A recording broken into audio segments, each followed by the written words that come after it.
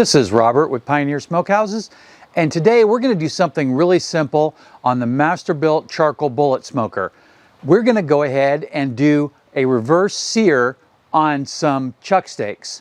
Now, I used the chuck steaks because they were on sale and they look good, and if you watch a lot of my channel, you'll know I like to do everything budget friendly. First thing I did was I went ahead and I set up a small charcoal snake. You can see that picture right here that I just took. Then I prepped a charcoal chimney and it is just about ready to go. So I'll go ahead and start feeding those in real quick. I'm just going to use my pair of old tongs that I always use for my briquettes. We'll go ahead and set these down there and then I'll get you another picture. So I've loaded that charcoal and I put in more charcoal than I would normally put in to start a charcoal snake, but I want this to come up to temperature a little faster than I would normally do because this is for dinner, so we just want to get this preheated as soon as possible and going.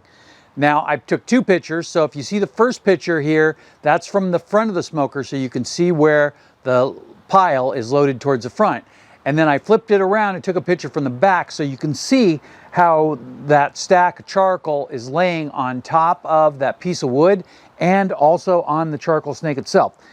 And it is going instantly because we put in so much more charcoal, we have some pretty good heat. Now I'm going to go ahead and I'm going to add the pan and then the grates. I'm just going to go ahead and slide the pan down in here and put the lid on.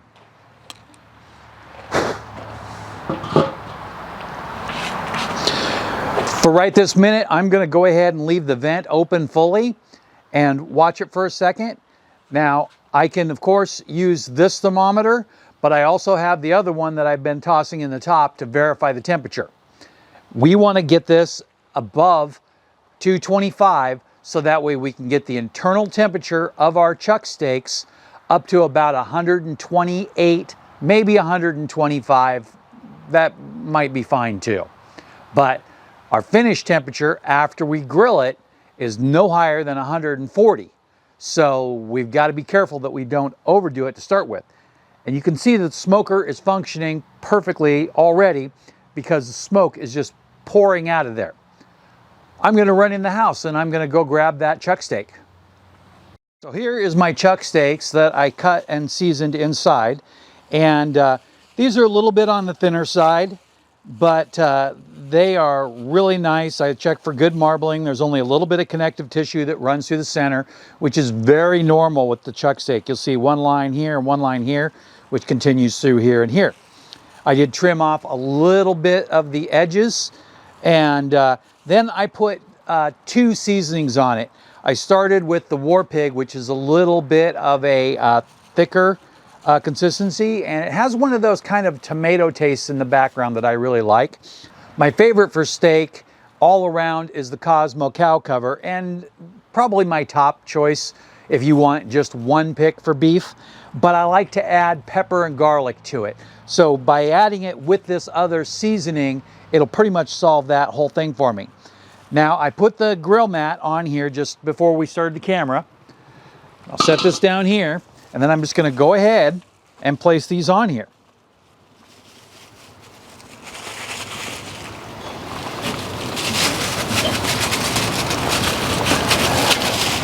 Nothing difficult or particular about that. I just put the grill mat in the center, put those on there, and I'm going to close the lid. And then I'm going to get a thermometer. I'll be right back. So I gave it a little bit of thought, and I have so many thermometers at my disposal, but the two that I really like best is this Thermoprobe dual probe and then the temp spike. And the temp spike, I find that it might be just a little too big in thickness for this piece of meat, and this narrow thin spike will get in there and do exactly what I want where I want. So I'm going to just go ahead and turn it on.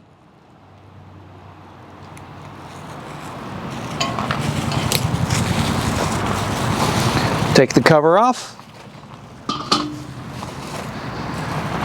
and then I'll come in right here because I want to get it in the thickest piece possible.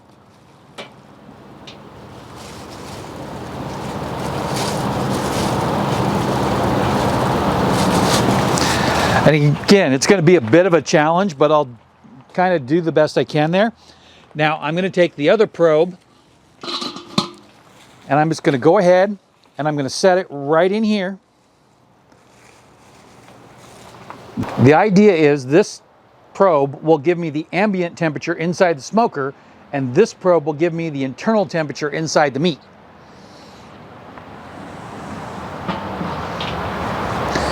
Get it closed as best as possible. There is no pass-through on this smoker, and that might be a nice addition to drill a small hole right here and put in a grommet.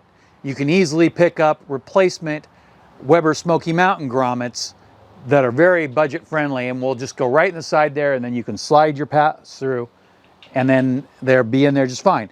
But if you'll notice, hardly anything is leaking here, just a touch. Most of the leaking is coming from right here in the door itself. I'm going to go ahead and check this, and what we've got right now is 124 on the internal temperature of the smoker and 75 on the meat. So it is moving up very quick because I let it sit on the counter for about 5 minutes before I started the video, and that was it. And it is going fast. So I'm going to go ahead and watch this and bring it right up to the temperature of 125, and unless there's something to show you, that's when I'll see you next. So I'll be right back. So I just checked the temperature and we are at 122 degrees, and we'll be at 123 any second now. So I'm going to go ahead and sit here and watch it. Oh, wow, we just went to 124 from 122. What is that about? So let's go ahead and take the lid off and get a look.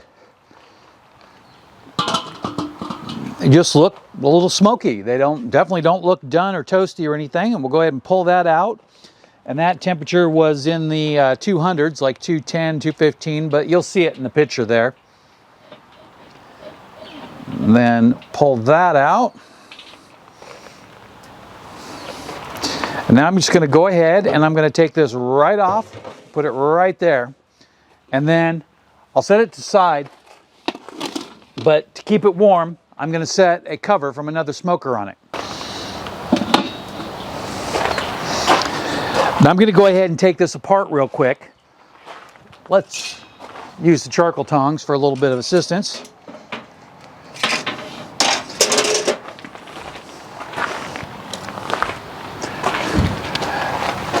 I just got these today. This is a brand new Cuisinart grill brush.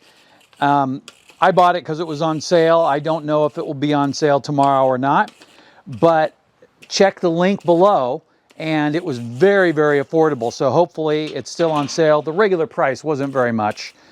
And boom, just like that, clean.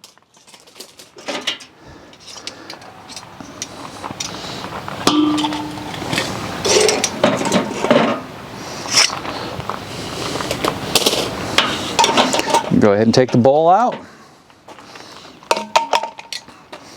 Now this is burning, so it's going to be going, it's going to be hot, so you got to be really careful.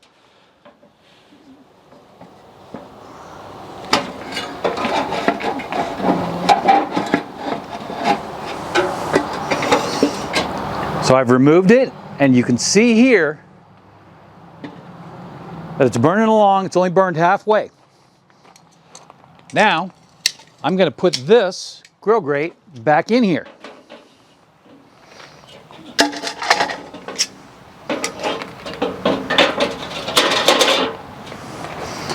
And then, just like in the last video when I did this for grilling, I'm going to set these in here, get it centered, and spread this stuff around.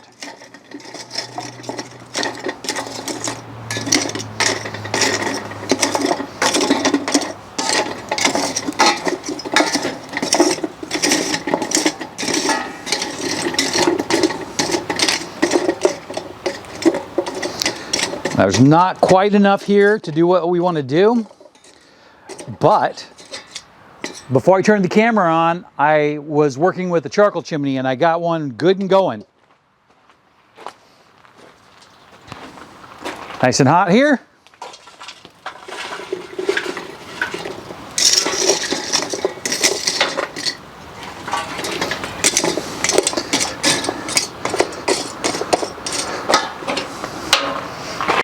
So I went ahead, dumped that charcoal chimney in there, and then because I can't get the camera directly over the fire, I went ahead and took a couple pictures, and you can see there that I kind of have a few of the unburned ones from the charcoal snake, but most of these small ones, a lot of these charcoals are leftovers from my Weber Smoky Mountain, which is easy to extinguish because of the air vent control.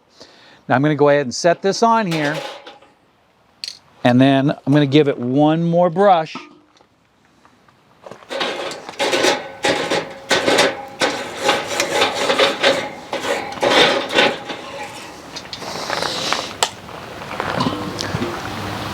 Going to let it heat up for about 30 seconds before I put the steak back on. We're at 30 seconds now, and you can see that we're still getting smoke through there. Now I did throw in a few little pieces of lump charcoal also just because I wanted to add a little bit more flavor, and I do like the flavor of lump charcoal a little bit better than charcoal briquettes, but charcoal briquettes are just so easy to use and they're so consistent, and that's one of the reasons why I like to use the Kingsford, is because it turns out just about the same every time. Now you can see that this is still on the grill mat, but I'm not going to put the grill mat on the grill here because that is too high of a temperature.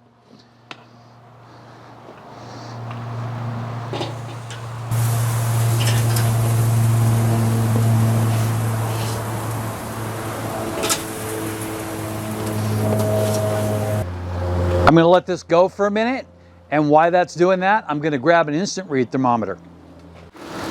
We've gone for about a minute, and now I'm going to rotate the steaks. I'm not flipping them, I'm just rotating them.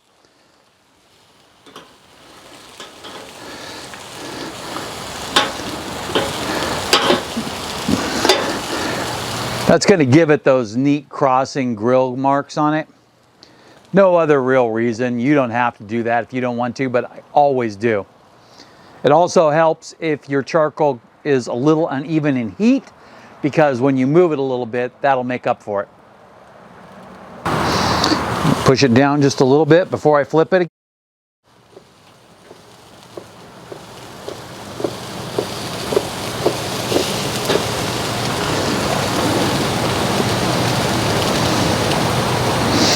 Now we're going to go ahead and flip it.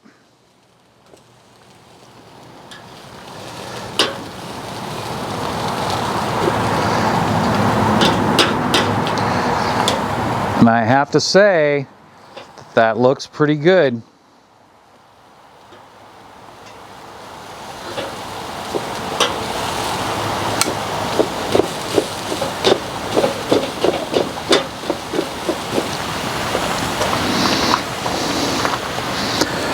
So I'm looking at this here, and there's some nice dark color in it.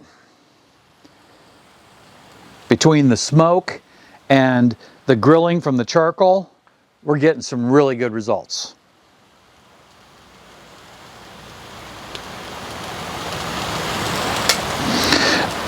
I'm going to go ahead and use my lightning thermometer on this. With a thin steak, I prefer the lightning over the regular one. Typically, the regular one is just fine for anything, and it's super budget friendly. But this lightning is awesome. It gets temperature very fast.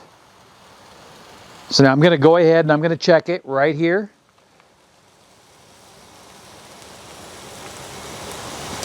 (131), 132.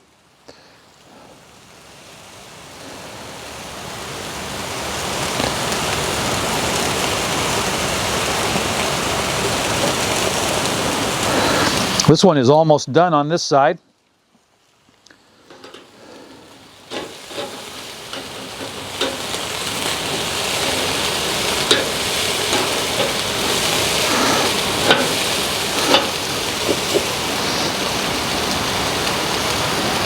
All right, I think we're good. Looks like we're over 140 on both pieces. I'm gonna go ahead and set them back on here. Now, if you like that lightning thermometer, I have affiliate links in the description, and I am a ThermoPro affiliate, so the first link will actually be to the ThermoPro website, and if you can buy from there, that would be great. But if you prefer Amazon, there'll be a link further down in the description for all of my regular thermometers that I use on these videos all the time. And between the temperature spike and that lightning, I'm pretty happy. I went ahead and covered the steaks with the lid there, and I'm just gonna let them go ahead and rest. Now this, I'm gonna go ahead and put the lid on it and let it just burn off. It'll be nice and safe here, and that'll be fine. Now, I'm gonna take some pictures of the steak because I wanna rest it before I cut it, especially with this thin of a steak. I don't wanna cut it before I'm ready to eat it. Normally I would share with you, but not today. First, here's a picture of the steak cut in there. Then I'll show you a picture of a bite of steak. And after that, you'll see my plate for dinner, which is gonna be steak and broccoli. Thanks for watching. Have a great day.